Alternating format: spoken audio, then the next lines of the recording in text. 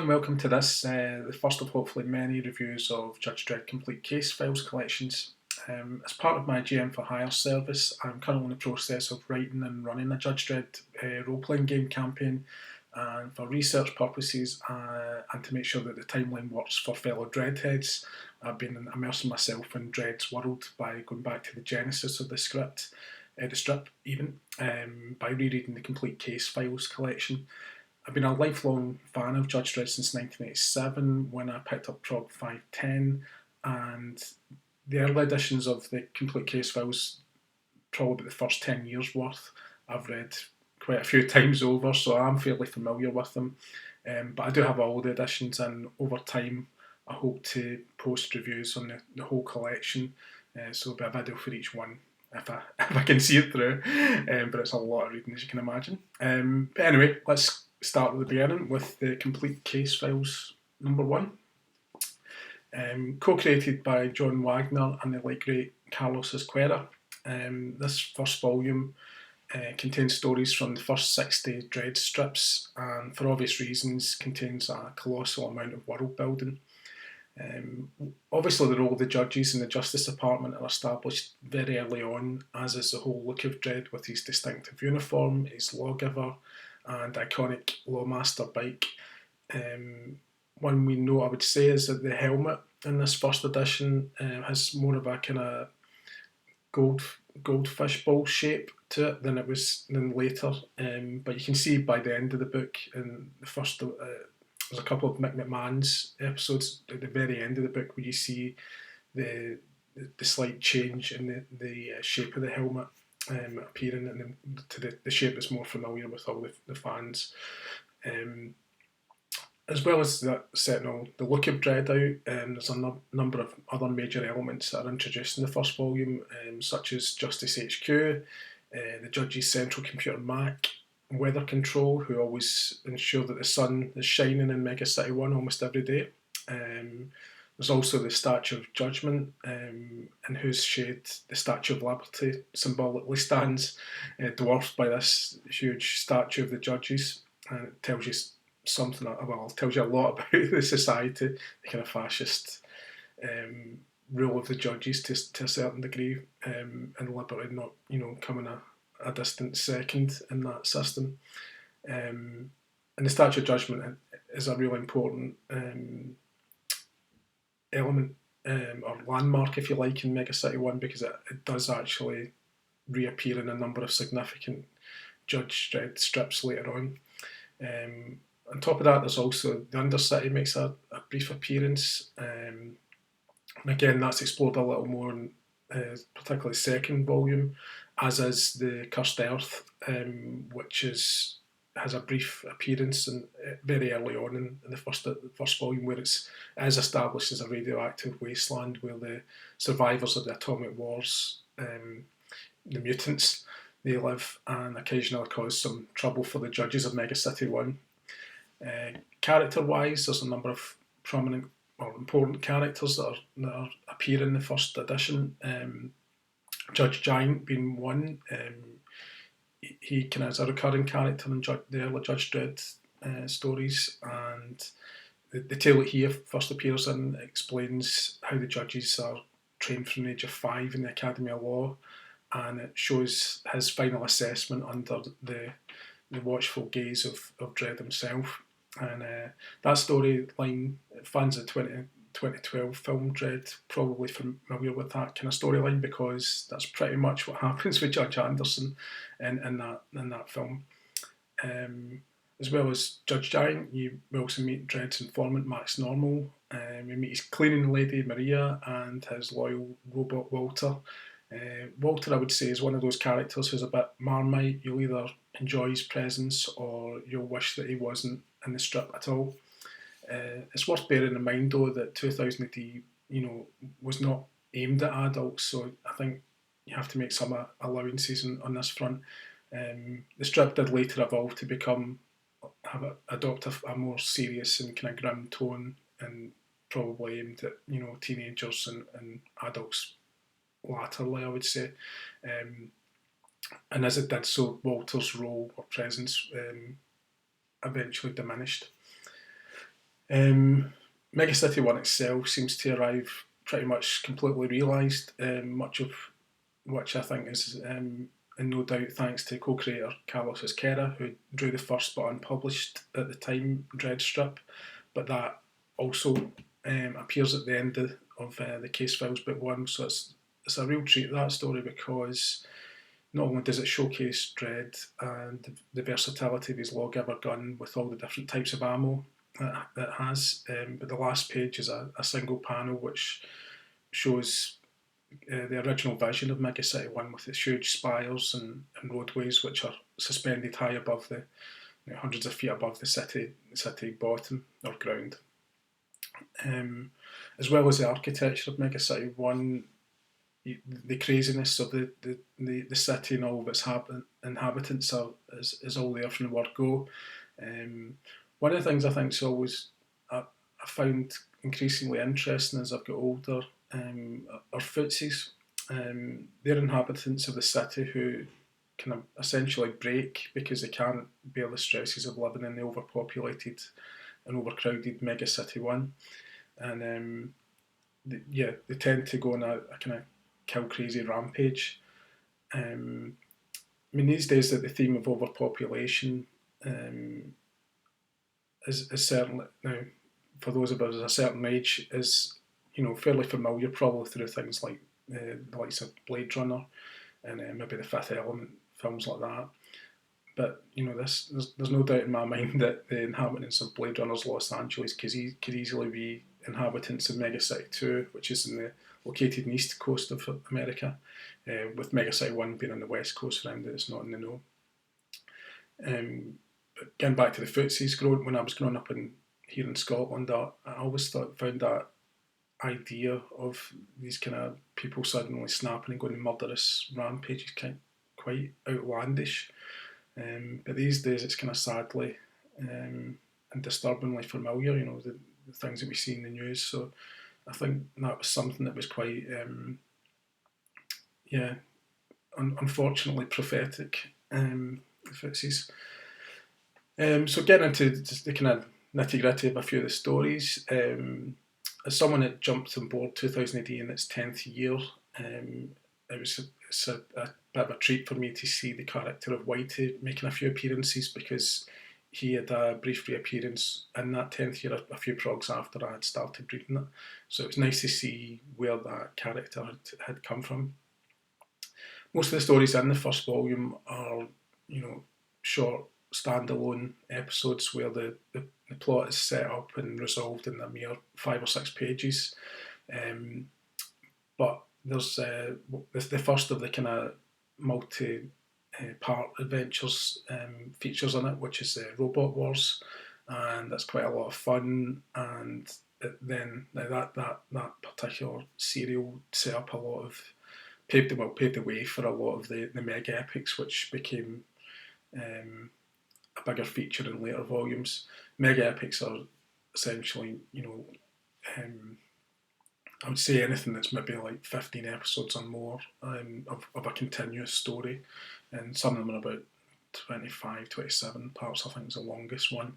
But I always found that the epics a bit, there was a bit more depth involved in those, and I always enjoyed those, but that's not to say that the one-off episodes aren't good in their own right, because there's a lot of, one of the things that's really impressed me over the years with Judge Dredd is about all the sheer variety of stories and the imagination and display in the books, because they keep reinventing and coming up with new stories that are just only a matter of pages long, and they keep making them interesting.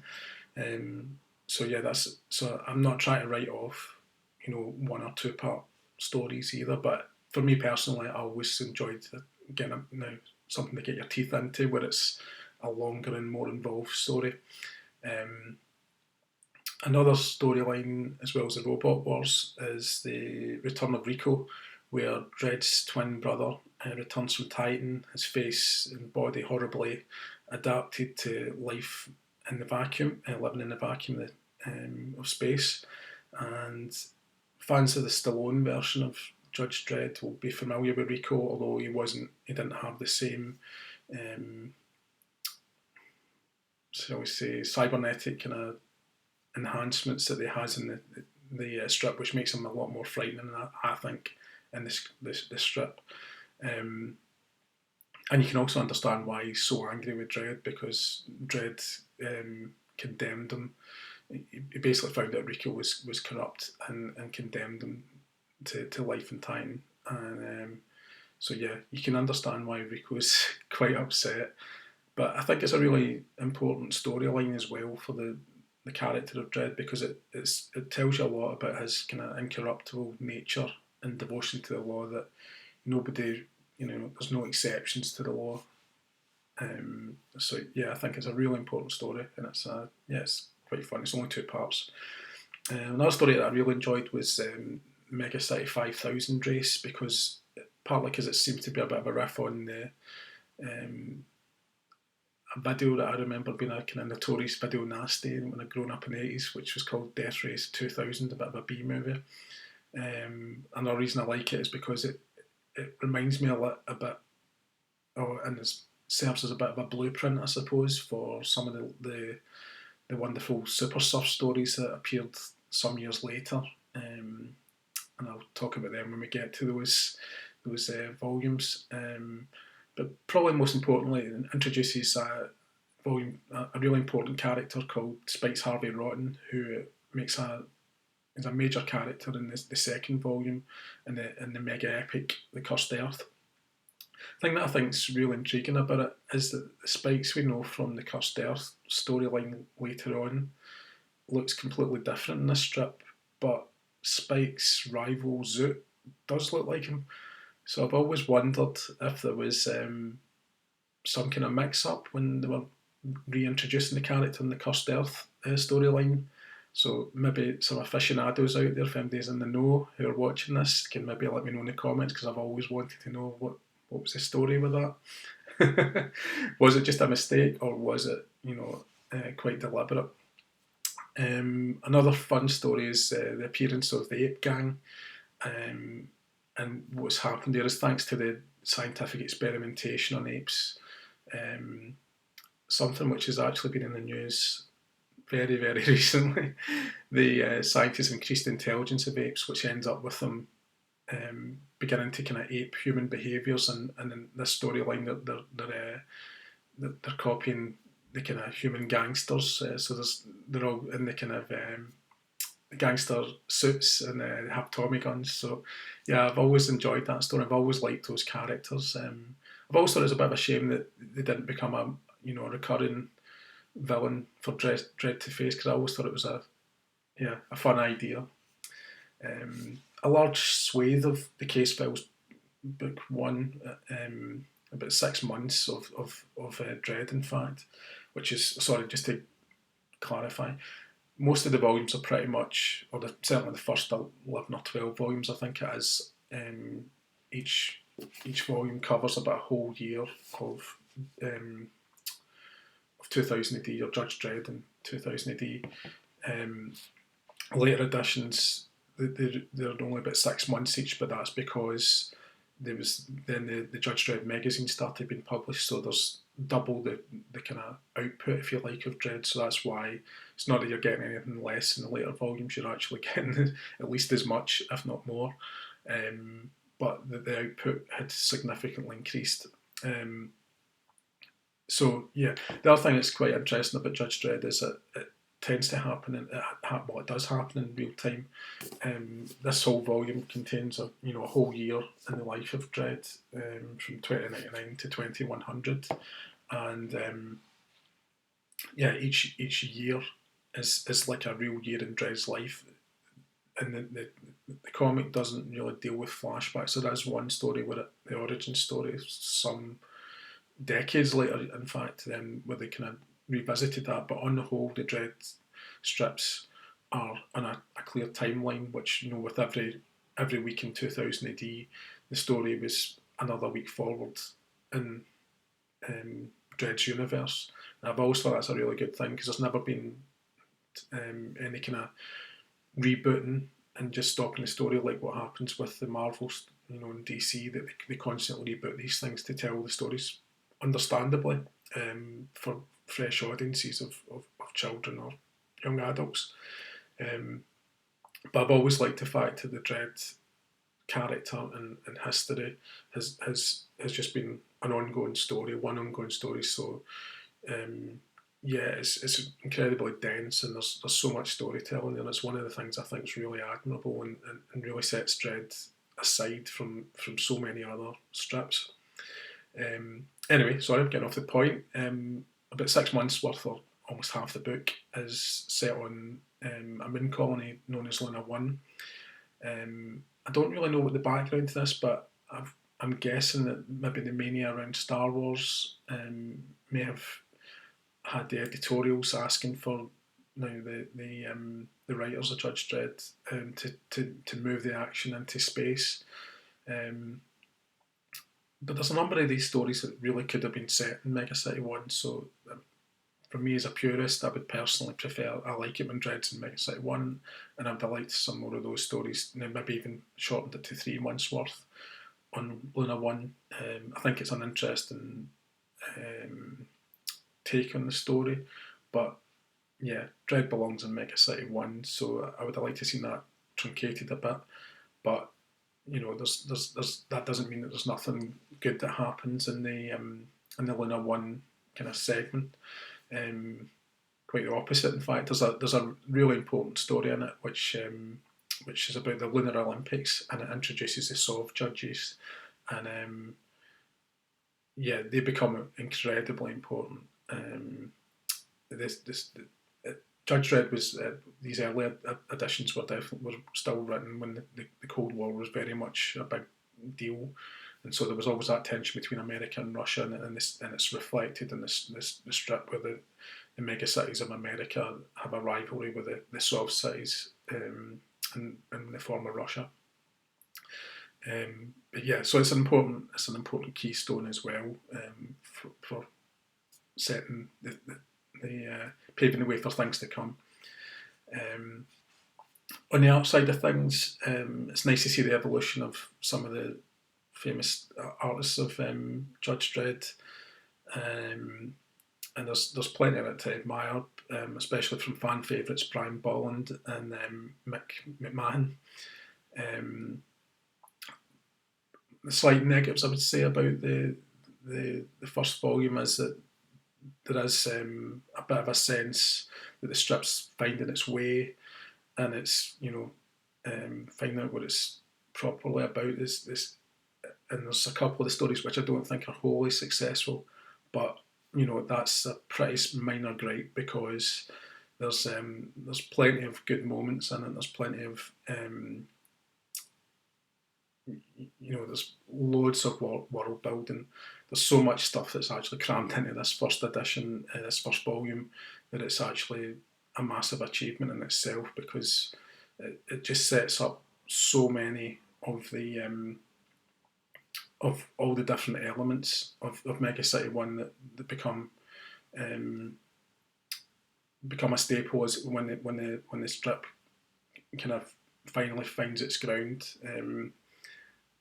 Yeah, so I would recommend it. I wouldn't say it's the finest edition of the complete case files, but it's still very, very good. And particularly if you're a Judge Dredd fan, I think you definitely want to read this book, because it sets it all up, and you can see how the strip evolved.